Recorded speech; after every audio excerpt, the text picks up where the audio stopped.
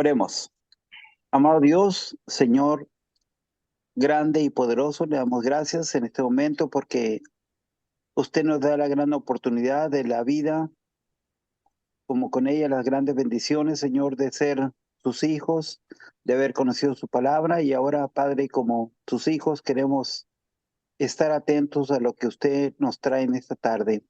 Le damos gracias por la presencia de cada uno y gracias, Señor, por el interés de nuestro hermano Andrés en querer ayudarnos, Señor, en aquellas cosas que estamos deficientes. Bendiga a su iglesia, Señor, no solamente en este lugar, sino en todo lugar, Señor, y ayúdenos a estar presentes en cada invitación que se nos hace. Le pedimos el perdón por nuestras faltas, como también pedimos por aquellos hermanos que eh, por situaciones difíciles o ajenas a su voluntad no están conectados. Padre, muchísimas gracias le damos en Cristo Jesús. Amén. Amén. Amén. Situaciones difíciles o ajenas.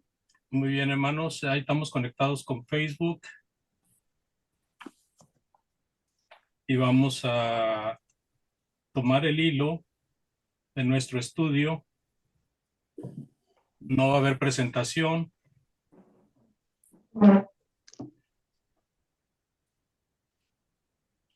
Y quiero hacer nada más una breve reseña para unir, porque todos estos estudios tienen que ver con el mismo tema. Estuvimos viendo, amados hermanos, de la forma en que Dios nos da a conocer su voluntad. También estuvimos viendo acerca de lo que es la autoridad de Dios. Y empezamos la semana pasada con el silencio de Dios, ya que el silencio también es una autoridad que debemos de considerar, haciendo énfasis o recalcando el silencio o principios del silencio como se manejaron en algunas situaciones en el Antiguo Testamento para asentar el hecho de que hay que respetar el silencio de Dios y no tratar de poner palabras en la boca de Dios o pensamientos en la mente de Dios, sino más bien, si Él no dice, nosotros no hacemos. Si Él no lo dice, nosotros no tenemos que hacerlo. Entonces, hoy vamos a ver, amados hermanos, acerca de esos principios, acerca del silencio de Dios, pero a través de algunas declaraciones del Nuevo Testamento. Primera de Pedro 4:11 dice, si alguno habla, hable conforme a las palabras de Dios. ¿Por qué repito este texto? Bueno, este texto es clave, es base en el respeto al silencio de Dios. O sea, nosotros vamos a hablar donde Dios habla y callar donde Dios calla. El movimiento de restauración, ese movimiento que empezó a finales del siglo antepasado y se hizo fuerte a principios del siglo pasado, y hubo un problema de gran división a mediados del siglo pasado debido a este movimiento de restauración. Pues ellos empezaron bien, ¿verdad? Y una ley que respetaban era esa, donde la Biblia habla, hablamos, y donde la Biblia calla, callamos.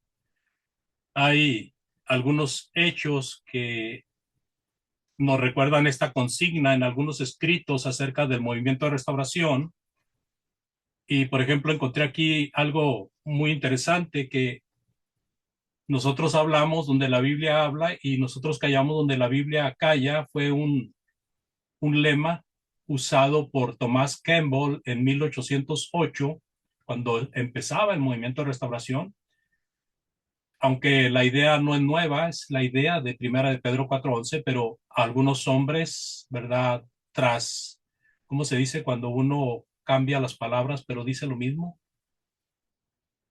Cuando uno, se me olvidó la forma en que se dice.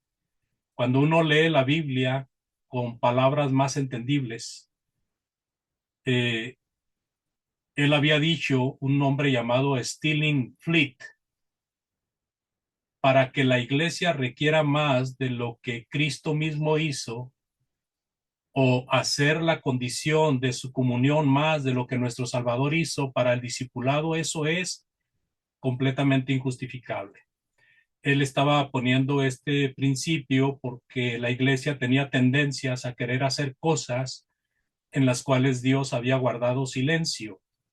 Entonces, en pocas palabras, lo que este hombre está diciendo, si nosotros queremos hacer más de lo que Cristo nos dijo y queremos hacer mejor que lo que Cristo nos dijo, es completamente injustificable. Eso fue lo que dijo este hombre. Ahora, la declaración de Campbell fue hecha en una reunión privada, en un hogar. Algunos estaban empezando a pensar en regresar a la Biblia para todas las cosas religiosas, ya que ellos estaban dentro del movimiento presbiteriano. Presbiteriano. Usted sabe que en el movimiento presbiteriano se enseña el bautismo a infantes. Bueno, yo pensaba que nada más era el catolicismo hasta que leí la historia de los presbiterianos.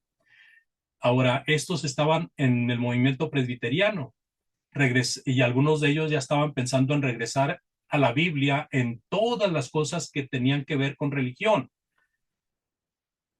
Había alguien lo mencionó ahí y quedó escrito completamente natural. Entonces, cuando Campbell habló por primera vez estas palabras y pausó, hubo un silencio solemne que se sintió a través de la asamblea, que demostró la intensidad de las emociones de esa hora. Estaban estos hermanos en un inicio revolucionario, tratando de cambiar el status quo de ese momento a través de su religión. Hubo un hombre de Andrew Munro, que era un librero escocés. Librero, él se encargaba de encuadernar libros y de acomodar libros en las bibliotecas. Y este fue el primero en romper el silencio que se hizo por lo que había dicho Campbell. Y dijo, señor Campbell, si adoptamos eso como base de hablar donde la Biblia habla y callar donde la Biblia calla, entonces será un fin para el bautismo de bebés. Y Campbell le contestó con firmeza, por supuesto, si el bautismo de bebés no puede ser encontrado en las escrituras, no tenemos que ver nada con eso. ¿Se fija? O sea, allí de una forma pública está rechazando la doctrina del bautismo de niños, que es una de las doctrinas fuertes en el presbiterianismo. Stone, por otro lado, Stone, este hombre llamado Barton Stone, este hombre decía en una de sus predicaciones que a él siempre le golpeaba el cerebro cuando predicaba Marcos capítulo 16, versículo 16, donde dice, el que creyere y fuere bautizado será salvo, mas el que no creyere será condenado. Dice que a él le golpeaba en el cerebro porque cómo era que él predicaba eso y a la vez bautizaba a infantes, cuando los infantes pues no creen. Entonces él decía, ¿cómo es posible que esto sea la verdad? Estoy predicando que se debe de creer, se debe de bautizarse para perdón de pecados creyendo, y el que no creyere será condenado, y como yo estoy bautizando infantes, y eso siempre le afectó, le conmocionaba de tal manera que también fue uno de los grandes hombres del movimiento de restauración que hicieron que en Estados Unidos hubiera esta gran revolución donde fueron establecidas miles de iglesias de Cristo a través de algunos lugares específicos de la Unión Americana. Sin embargo, no queremos decir que ellos empezaron la Iglesia de Cristo, solamente estamos hablando de un movimiento que quedó registrado en la historia. El silencio, amados, no autoriza la acción, solamente la revelación de Dios, cuando Él habla y lo enseña, es lo que hace que se lleve a cabo la acción. De otra manera, la acción no es permitida. Vamos a hablar de algunas ilustraciones en la Biblia. La epístola a los Hebreos, por ejemplo, la carta a los hebreos, cuando hablamos del escritor de los hebreos, pues él nos da varias ilustraciones que muestran cómo deberíamos reaccionar al silencio de Dios. Cuando Dios ha estado en silencio sobre una práctica, no hay derecho para envolvernos en algo que es un silencio de Dios. Vamos a ver ahí en Hebreos 1.5, por ejemplo, Hebreos 1.5. Fíjese cómo dice ese texto tan sencillo. Porque a cuál de los ángeles dijo Dios jamás, mi hijo eres tú, yo te he engendrado hoy. Y otra vez yo seré a él padre y él me será a mí hijo. ¿Qué encontramos ahí que pudiéramos aplicar al principio de silencio? Es sencillo. Nunca a ningún ángel, se le dijo, tú eres hijo de Dios. Nunca. ¿Por qué?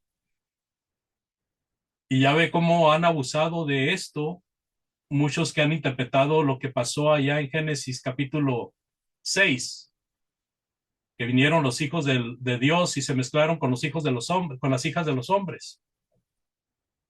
¿Qué dicen de los hijos de Dios? Dicen que eran ángeles. ¿Se fija? Dice el escritor a los hebreos, ¿a cuál de los ángeles dijo Dios jamás? O sea, jamás dijo Dios a algún ángel, tú eres mi hijo.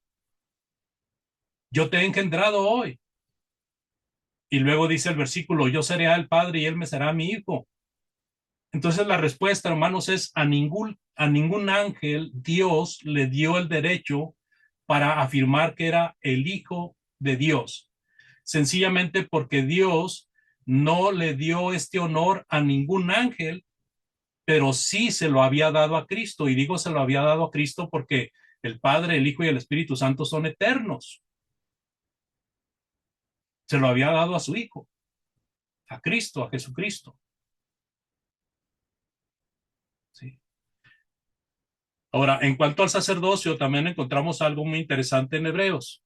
Hebreos 7:14. Sabemos que el sacerdocio del Antiguo Testamento era nada más salido de una tribu. De una tribu salía el sacerdocio. Porque manifiesto es que nuestro Señor vino de la tribu de Judá. Está el escritor a los Hebreos, está poniendo en la pantalla o está poniendo en la escena el hecho de que por qué Cristo es sacerdote. ¿Por qué Cristo es sacerdote? Porque manifiesto es que nuestro Señor vino de la tribu de Judá, pero de la tribu de Judá nada habló Moisés tocante al sacerdocio, ¿se fija?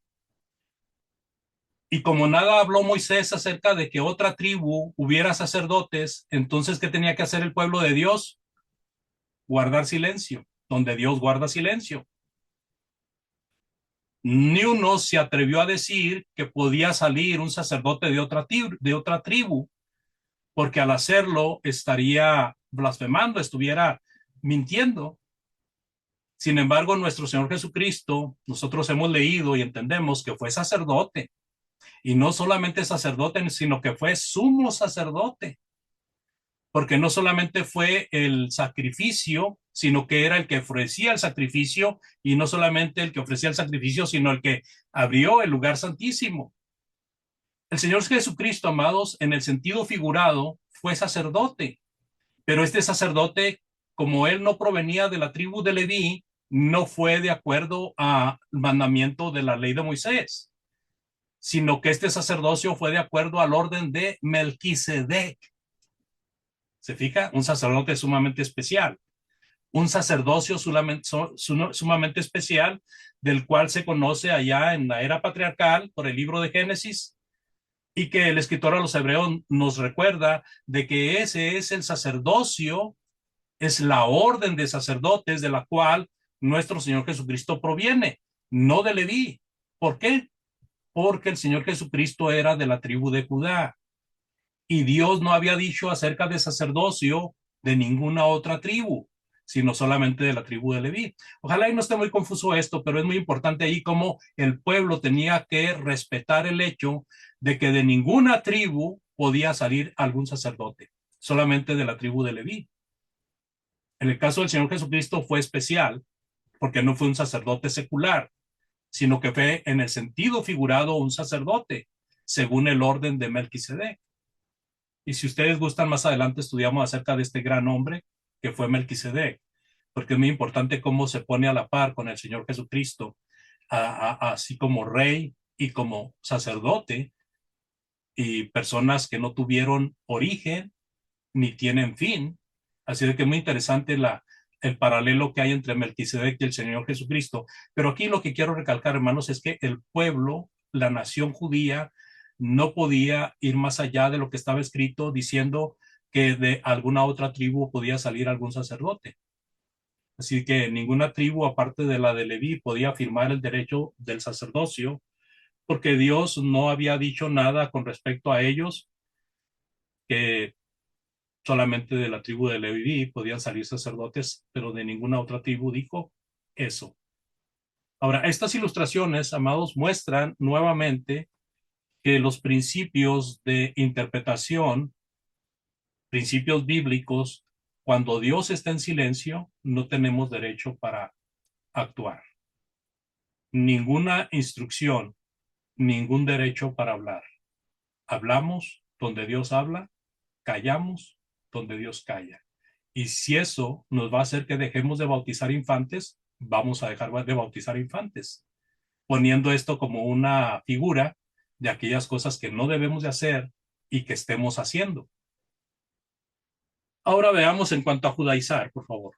En cuanto a judaizar, Lucas nos informa de una manera muy clara que algunos hombres habían salido de la iglesia en Jerusalén enseñando que los gentiles convertidos a Cristo debían de ser circuncidados y debían de guardar la ley. Qué interesante esto. Mire, el bautismo con el Espíritu Santo fue prometido a los apóstoles, pero vemos en el libro de los Hechos un caso excepcional, porque este bautismo, de la misma manera como fue hecho a los apóstoles, se llevó también a cabo en la casa de Cornelio. Creo que nosotros conocemos esos casos. En la casa de Cornelio también el Espíritu Santo fue derramado, como fue derramado en el día de Pentecostés en los apóstoles. Jesucristo administró el bautismo con el Espíritu Santo. Él derramó el Espíritu Santo sobre los apóstoles y creo que derramó también el Espíritu Santo sobre la casa de Cornelio. ¿Por qué?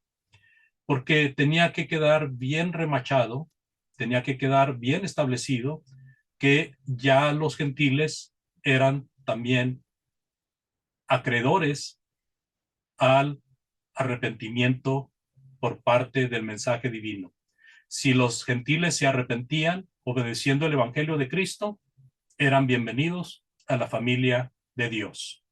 Y eso tenía que quedar tan claro, de tal manera que no hubiera duda de que los gentiles también ya eran partícipes del pueblo de Dios, no como en el Antiguo Testamento, que a los gentiles se les tenía hechos a un lado, sino como en la ley de Cristo, donde ya no había diferencia de personas.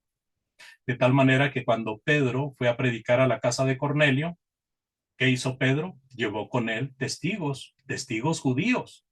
Es cierto que iban personas que habían ido por él por parte de Cornelio, pero también Pedro tuvo a bien hacerse acompañar de hermanos en Cristo, hermanos judíos, para que también ellos constataran, confirmaran lo que Dios le estaba enseñando a Pedro, de que podía entrar a la casa de un gentil y predicarle el evangelio, y que Dios ya no hacía acepción de personas. Qué interesante es esto.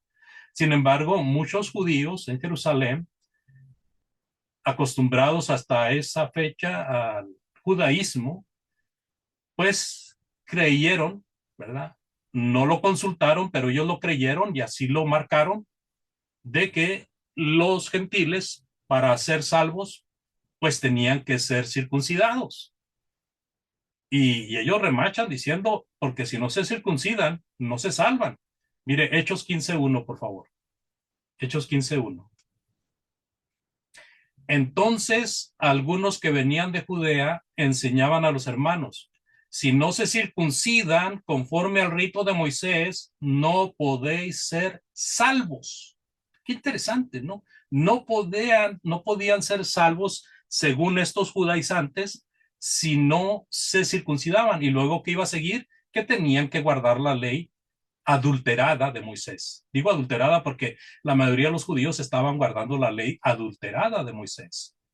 Cuando el Señor Jesucristo hablaba de la ley de Moisés, ponía en orden muchas cosas que estaban realmente adulteradas por parte de las autoridades judías, de los ancianos, ¿verdad? Por la tradición, por el Talmud, que era lo que los guiaba en vez de ser guiados directamente por la ley, ya eran guiados por los escritos de los padres, de los abuelos, de los patriarcas, de ellos como judíos. Así de que es interesante ver cómo aquí tenemos a estos judaizantes haciendo ver su inquietud, ¿ok? Con que los gentiles van a ser nuestros hermanitos en Cristo, bueno, si no se circuncidan, no son salvos. En otras palabras, si no se circuncidan, no son bienvenidos, no son bien recibidos. Así de que después de esta controversia, amados hermanos, después de esta controversia, pues se había creado considerable problema en algunas partes. Los hermanos de Antioquía enviaron a Pablo, enviaron a Bernabé, a otros en Jerusalén, para averiguar con respecto a este tema. Y cuando los apóstoles y los ancianos en Jerusalén llegaron a un acuerdo, inspirados por Dios, ¿verdad? Con la ayuda del Espíritu Santo, cuando ellos llegan a un acuerdo, escriben la carta a los hermanos gentiles y ellos dieron órdenes a los hermanos gentiles, y eso lo podemos leer en Hechos capítulo 15, versículo 24, y allí parte de la carta dice, por cuanto hemos oído que algunos han salido de nosotros a los cuales no dimos orden. Fíjese bien, no dimos orden, o sea, ellos están violando el silencio, ellos no tienen orden. Os han inquietado con palabras, perturbando vuestras almas, mandando circuncidaros y guardar la ley. Se fija, ese era el problema. Y en la carta se les dan órdenes específicas, solamente que se abstengan de animal ahogado, de fornicación y de la idolatría. Y ese es mandamiento para los judíos y para los gentiles, no solamente para los gentiles, pero ya que los gentiles eran más dados a practicar estas cosas, pues se les hace hincapié. Oye, ok, no te preocupes, mira, nada más abstente de la fornicación, abstente de comer animal ahogado y abstente de la idolatría, ¿verdad? Pero no te tienes que circuncidar, no tienes que judaizar. Has venido a Cristo, eres salvo, al igual que todos nosotros. ¿Sí? Ahora, es importante hacer hincapié en esto. Nótese la frase, a los cuales no dimos orden. En otras palabras, a quienes no autorizamos, según la Biblia de las Américas. La palabra orden, amados, la palabra orden de mandamiento en el griego es diastelo, diastelo, y es traducida como mandamiento en la Biblia latinoamericana. También la Biblia de Jerusalén dice esto, y el Nuevo Testamento conocido como Taizé, la versión de Dios habla hoy, dice, hemos sabido que algunas personas han ido de aquí sin nuestra autorización. Entonces tenemos ahí orden, autorización, mandato. Eso tiene que ver con el hecho de respetar el silencio de Dios o de no respetarlo si uno va a hacer algo que no está ordenado, que no está autorizado, que no está mandado. Entonces uno sería irreverente al silencio. Entonces ahí vemos esos principios muy interesantes ahí en el Nuevo Testamento. En vista de que ninguna instrucción había sido dada, los maestros no tenían derecho para hablar dando un mandamiento que no era dado por Dios. El silencio entonces, amados, no autoriza. El silencio prohíbe.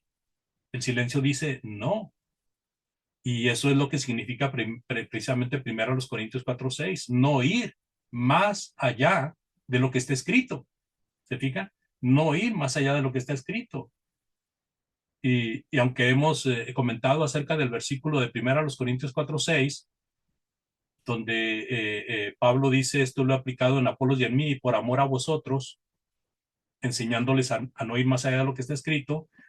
Hermanos, realmente el cuidado de esa enseñanza era más bien encaminada hacia los corintios, porque los corintios eran bien dados a, a separarse en grupos y a tener cabezas en cada uno de los grupos, ser arrogantes, tratar de ser un grupo superior al otro.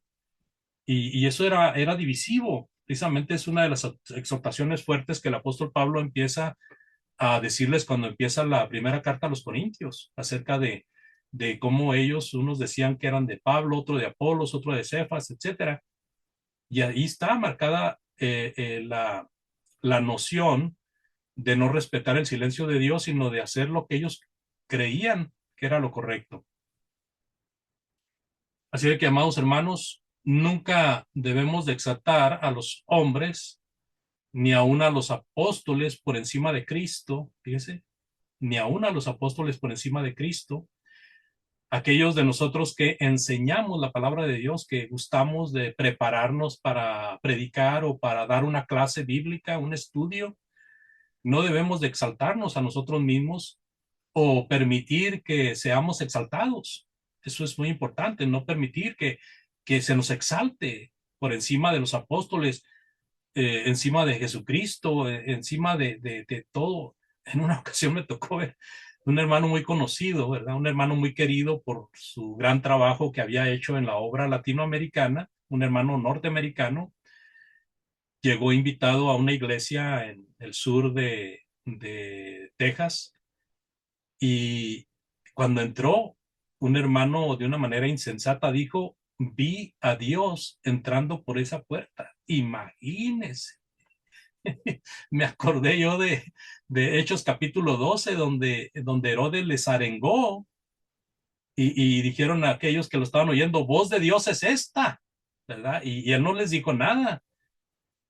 Bueno, pues era un hombre mortal, de tal manera que murió comido por gusanos.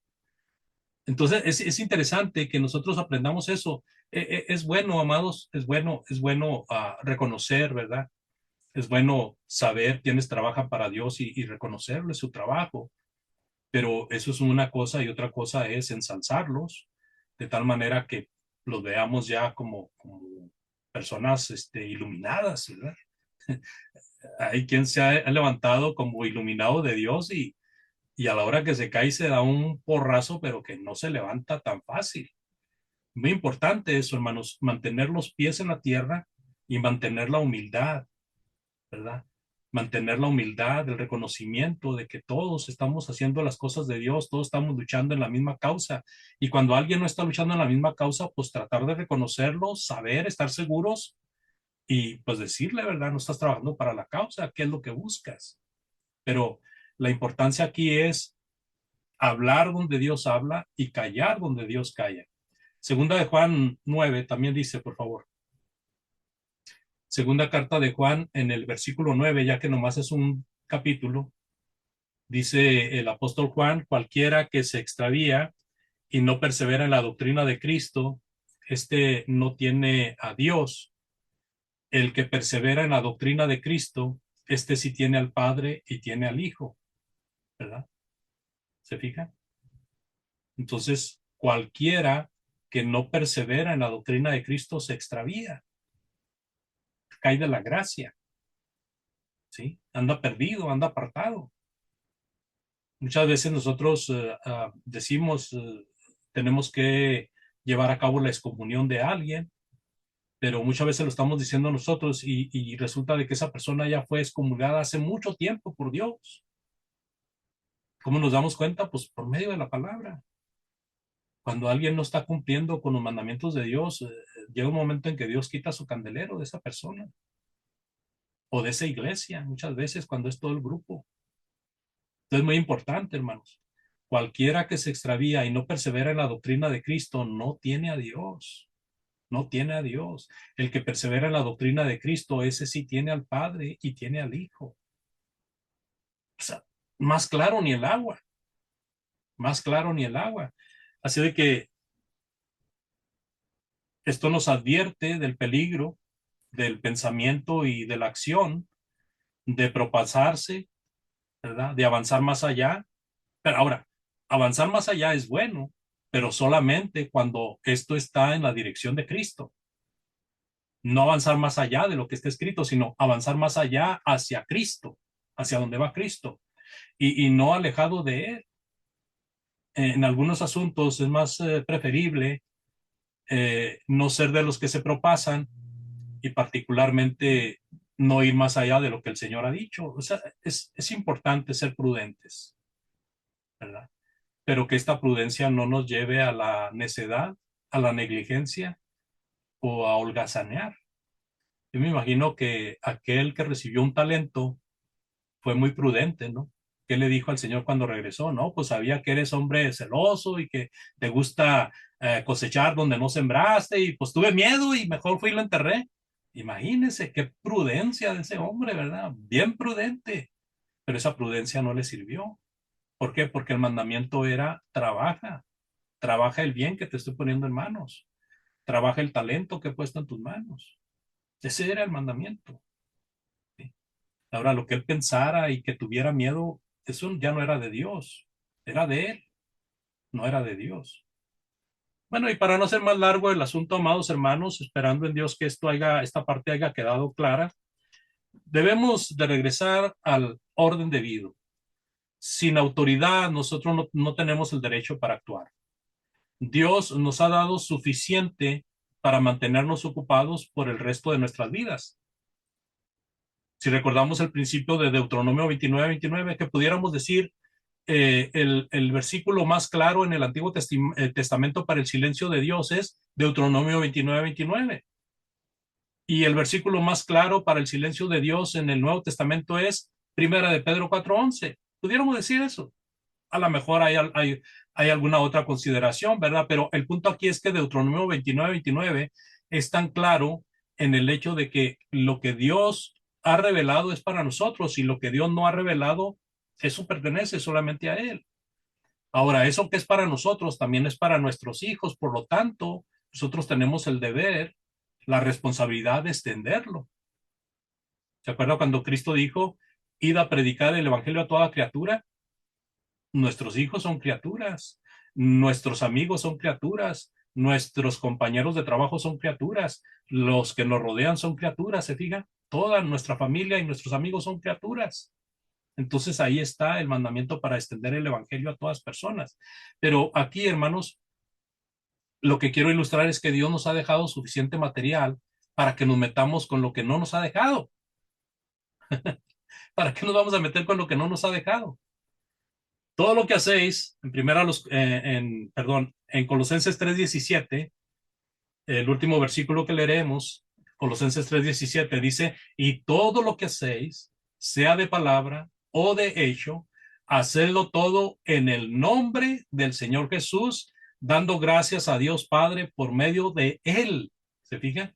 Todo lo que hagamos, que sea con la autorización del Señor Jesucristo, porque a Él le fue dada toda potestad en el cielo y en la tierra.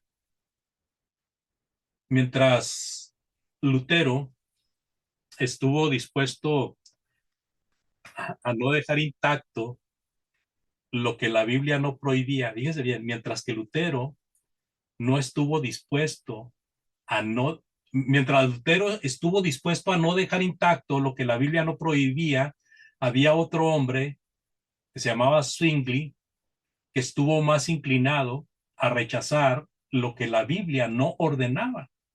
¿Se fijan?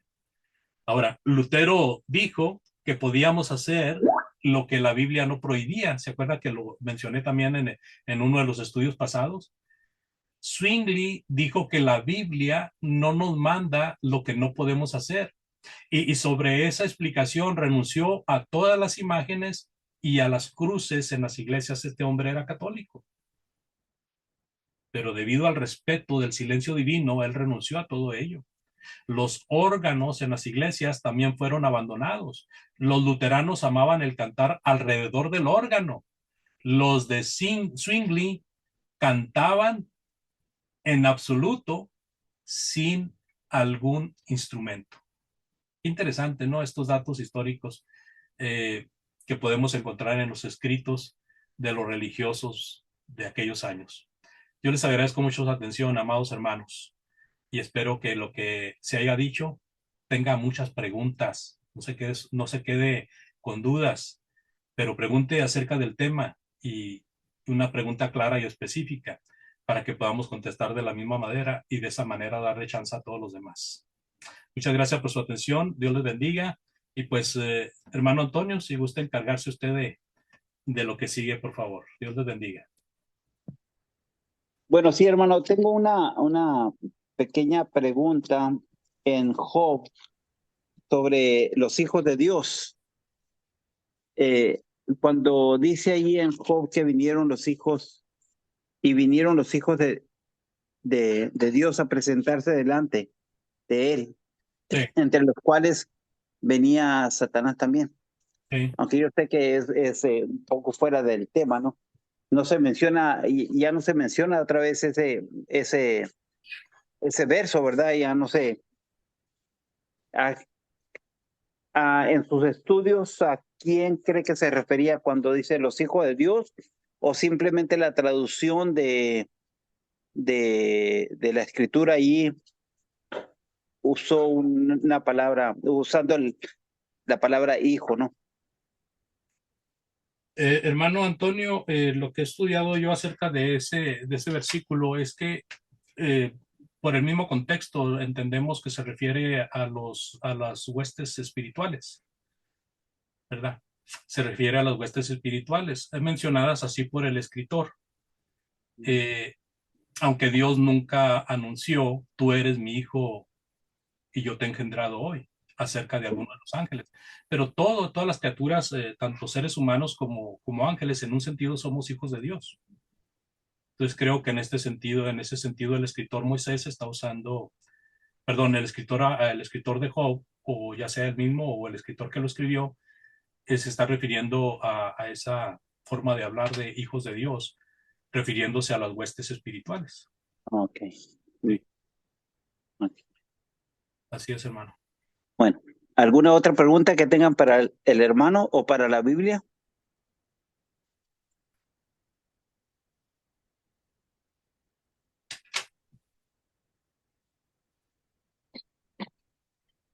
Toñito, Felicidades. Toñito, ¿por qué no hacen primero una oración para que no se para que no se vayan a ir o se salgan antes como la semana pasada?